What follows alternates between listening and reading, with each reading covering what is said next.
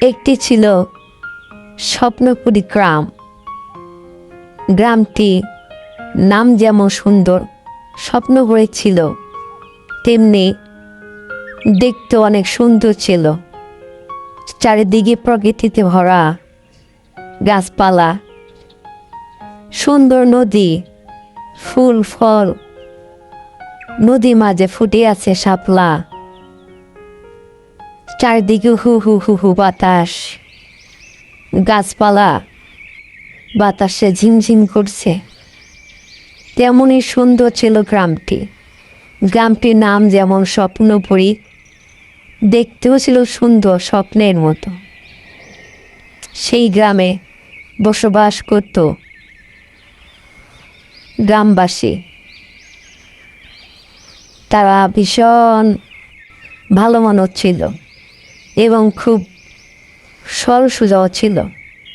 গ্রামের মানুষজন তারা এতটাই সরল সোজা ছিল যে ঝগড়া কী জিনিস তারা জানতই না। কখনো কারোর সাথে কেউ ঝগড়া করতো না, বিবাদ করতো না, কথা কাটাকাটি হতো না। সবাই একই সাথে মিলেমিশে একই পরিবারের মতো বসবাস করত। একদিন পরিবারের ছোট ছোট বাচ্চা সবাই মামার বাড়ি ঘুরতে যাবে।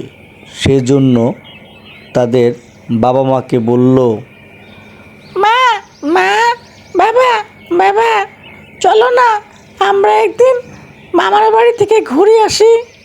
সে কবে মামার বাড়ি বেড়াতে গিয়েছিলাম, অনেক দিন হয়। চলো না মা বাবা, আমরা একটু আমাদের মামা বাড়ি থেকে ঘুরে আসি। এইরকমভাবে বাচ্চার কাকুতি মিনতি করার পরে অবশেষে পরিবার সিদ্ধান্ত নিল তারা তাদের সন্তানকে নিয়ে বেড়াতে যাবে। কিন্তু সমস্যা হচ্ছে অন্য জায়গায়। তাদের গ্রামটা ছিল স্বপ্নপুরী, একটু গভীর জঙ্গলের ভিতরে। তাদের মামার বাড়ি বেড়াতে যেতে হলে 3-4টা জঙ্গল পাড়ি হয়ে তারপরে তাদের মামার বাড়ি। তবুও কি করার, বাচ্চাদের আবদার রাখতেই তো হবে। সব কিছুর সিদ্ধান্ত নিয়ে অবশেষে বাচ্চাদেরকে নিয়ে সবাই মামার বাড়ির উদ্দেশ্যে রওনা হলো। কিছু দূর এইভাবে যাওয়ার পরে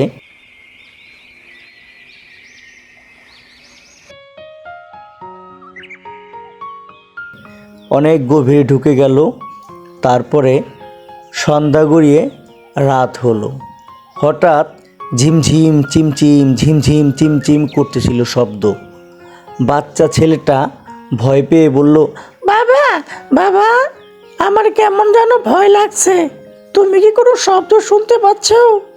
তখন বাচ্চাটিকে বাবা সাহস দেওয়ার জন্য বলল, ওই, আমি তো কোনো শব্দ শুনতে পাচ্ছি না। তুমি মনে হয় ভুল শুনেছো সোনা, এখানে কোনো শব্দ হচ্ছে না। চলো, আমাদের দেরি হয়ে যাচ্ছে, তাড়াতাড়ি যেতে হবে। এই তো এসে পড়েছি প্রায়, আর কিছুক্ষণ হাঁটলেই তোমাদের মামার বাড়ি।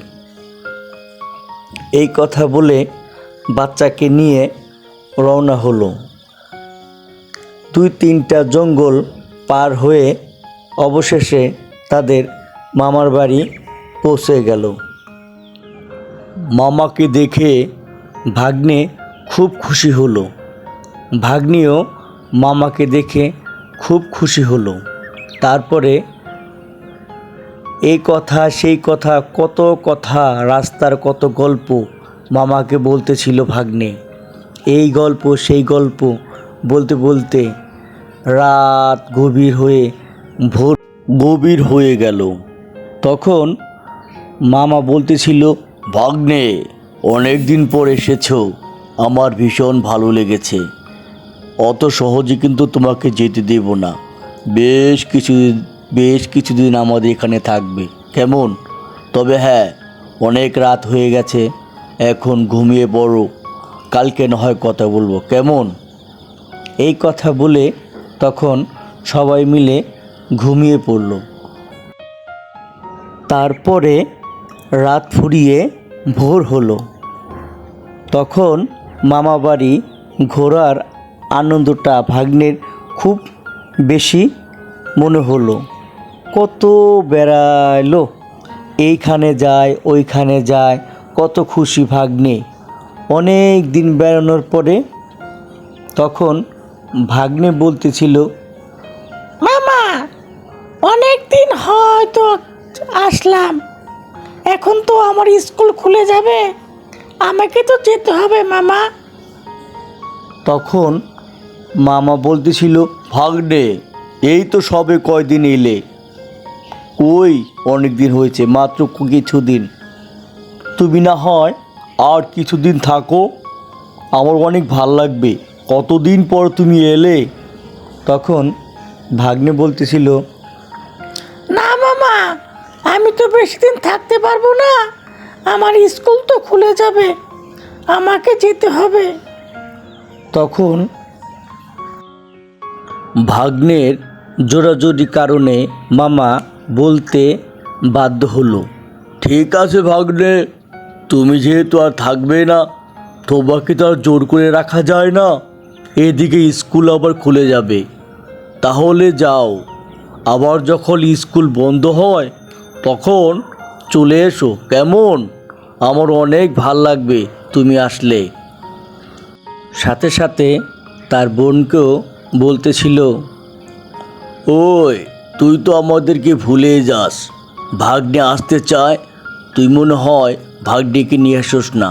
শোন বোন, আবার যখন ভাগ্নের স্কুল বন্ধ হয়, দুলাভাইকে নিয়ে তুই ভাগ্নে সবাই মিলে আবার চলে আসিস, কিছুদিন আমাদের এখানে বেরিয়ে যাস, আমার অনেক ভালো লাগবে, কেমন? এখন বোনও বলতেছিল, হ্যাঁ ভাইয়া, আমি সময় পেলে অবশ্যই আবার আসবো তোমার ভাগ্নিকে নিয়ে, তবে তুমি অনেক ব্যস্ত থাকো, তুমিও তো একটু ভাবিকে নিয়ে আমাদের বাড়িতে আমাদের গ্রামে আসতে পারো, তাই না। তখন মামা হেসে দিয়ে বলল, হ্যাঁ তুই তো ঠিকই বলেছিস, তুই দেখিস না আমাদের বাড়িতে কত ঝামেলা থাকে, এই জন্য তো ইচ্ছে থাকলেও যেতে পারি না, আমি যাই বা না যাই, তুই ভাগ্নিকে নিয়ে অবশ্যই চলে আসবি, কেমন?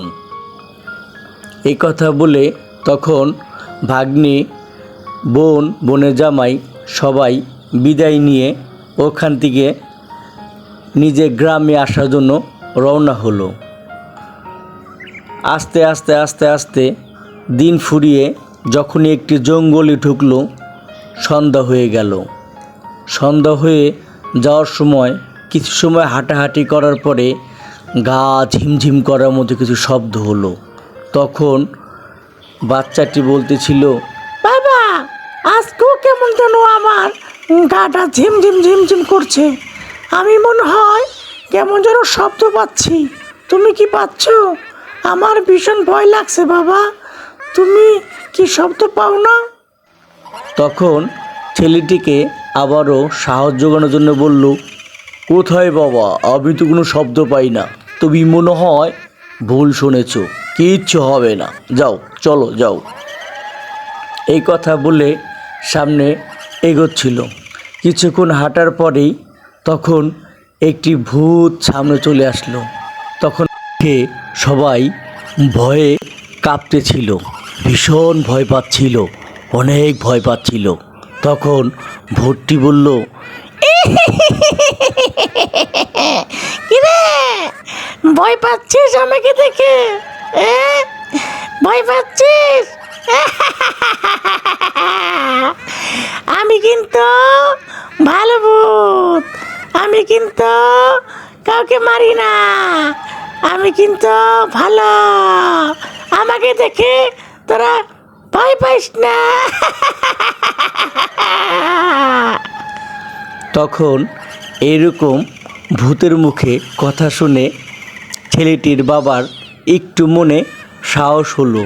তখন বলতেছিল, তাই নাকি, তুমি অনেক ভালো ভূত, তবে হ্যাঁ তুমি তো ভালো, এটা আমার মন থেকে বলে, কেন জানো?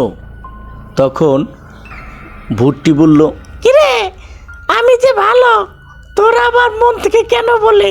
কি মনে করে তুই আমাকে ভালো ভাবলি? আমি বললাম আর তুই বিশ্বাস করলে? তখন ছেলেটির বাবা বলতেছিল,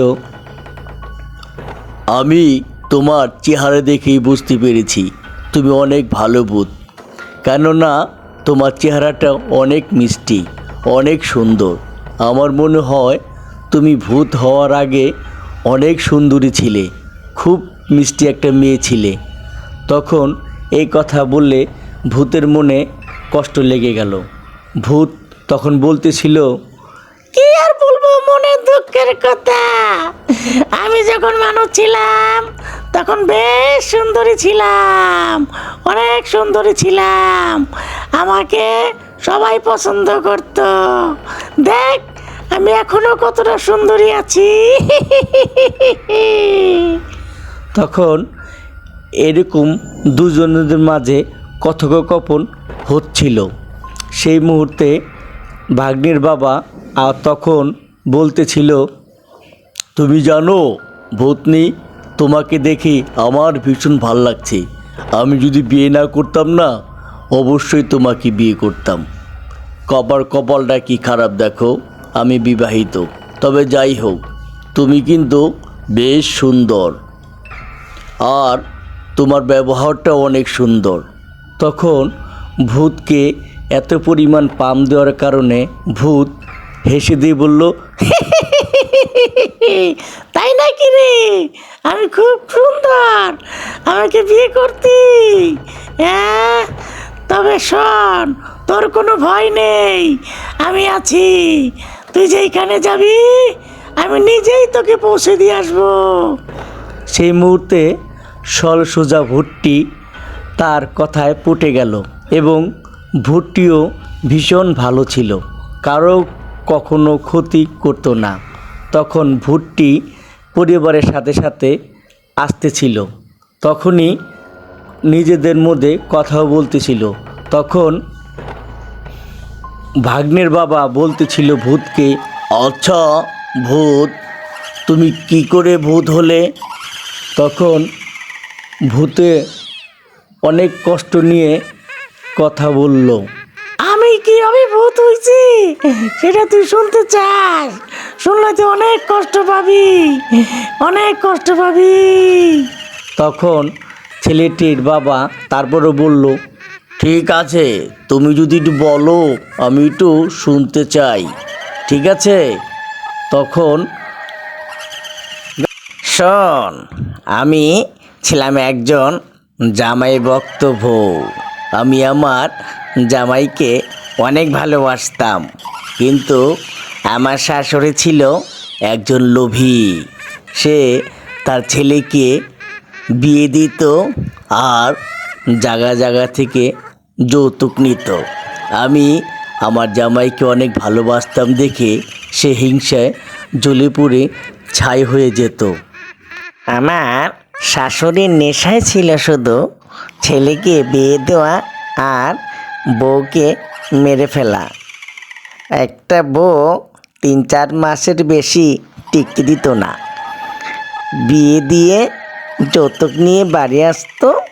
কিছুদিন পরেই আবার বউকে বিষ খেয়ে মেরে ফেলতো। তেমনি আমার সাথে হয়েছে। ওই ডাইনি শাশুড়ি আমাকে বিষ খাইয়ে মেরে ফেলেছে। তারপর থেকে আমি ভূত হয়ে গেছি। আর ভূত হয়েই প্রথমেই আমি আমার শাশুড়ির ঘাড়টা মটকে দিয়েছি। ওই দিনের পর থেকে আমি আর কোনো সৎ লোকদের ক্ষতি করি না। যে কিনা অসৎ অন্যায় করে সেই মানুষদের আমি ক্ষতি করি, বুঝতে পারলি? তখন ভূতের মুখে এইসব কথা শুনে ভাগ্নের বাবা অনেক দুঃখ প্রকাশ করে বলল, আহারে, কত দুঃখ, কত কষ্ট তোমার। তোমার দুঃখ কষ্ট শুনে আমারই অনেক খারাপ লাগছে গো। সত্যি তোমার সাথে যা হয়েছে না, ভীষণ অন্যায় হয়েছে। তোমার জায়গায় আমি থাকলেও আমি এর চেয়ে আরও বেশিই করতাম। তুমি তো আমার মনে হয় কমই করেছো। যাই হোক, তবে ভালোই করেছো। এই সমস্ত কথা বলতে বলতে ছিল আর রাস্তা দিয়ে হাঁটাহাঁটি করতেছিল।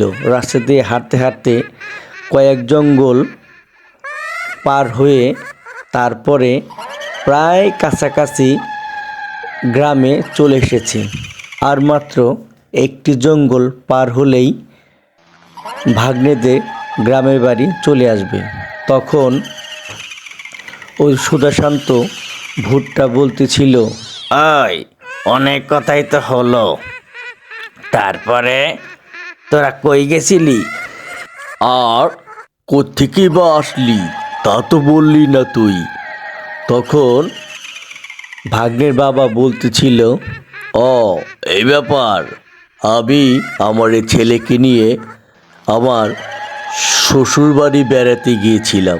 ওখানে বেশ কিছুদিন থেকে আবার রওনা হলাম আমাদের গায়ে নিজের বাড়ি আসার জন্য। তখন ভূত বলল, বুঝতে পেরেছি, তুই বুঝি তোর নিজের বাড়ি যাবি, হ্যাঁ? তখন ভাগ্নের বাবা বলল, হ্যাঁ, তবে তোমার সাথে আলাপ হয়ে কথা বললে আমার ভীষণ ভালো লাগলো। ভূতটিও বলল, তোর সাথে কথা বলে আমারও অনেক ভাল লাগলো, তবে শোন। তখন কথা বলতে বলতে প্রায় বাড়ির কাছে এসেই বলল। তখন সেই সুধাশান্ত ভূতটি বলল, আই, তুই তো গ্রামের কাছে এসেই পড়েছিস। ওই দেখা যায় ওই গ্রাম মনে হয় তোদের বাড়ি, তাই না? তখন ভাগ্নের বাবা বলল, হ্যাঁ, এই কিছুক্ষণ হাঁটলেই আমাদের বাড়ি। তখন ভূত বলল, অনেক কথা হয়েছে তোর সাথে, অনেক ভালো লাগলো, তবে শোন, তুইও অনেক ভালো মানুষ, তবে রাত করে বেশি চলাফেরা করবি না। এই জঙ্গলে আরও অনেক ভূত আছে, সব ভূতই যে ভালো সেটা কি সম্ভব বল? এর মাঝে তো খারাপও আছে। তবে হ্যাঁ, তুই রাত করে কম বের হবি, কেমন? আর শোন, তোদের সবাইকে আমার ভীষণ ভাল লাগছে।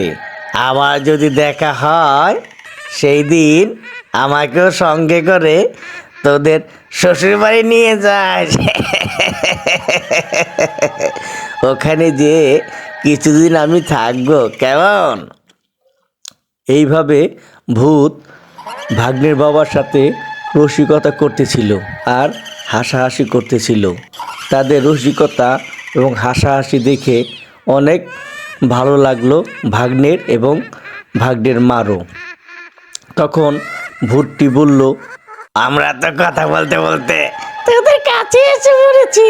ওই যে তোর বাড়ি, হ্যাঁ? যা যা যা যা যা যা, অনেক ভাল লাগলো তোর সাথে কথা বলে। যা যা যা যা যা। এই কথা বলে ভূত সবাইকে বিদায় দিয়ে বলল, ঠিক আছে, আজকের মতো এখানেই। আমি আর গ্রামের ভিতরে যাব না।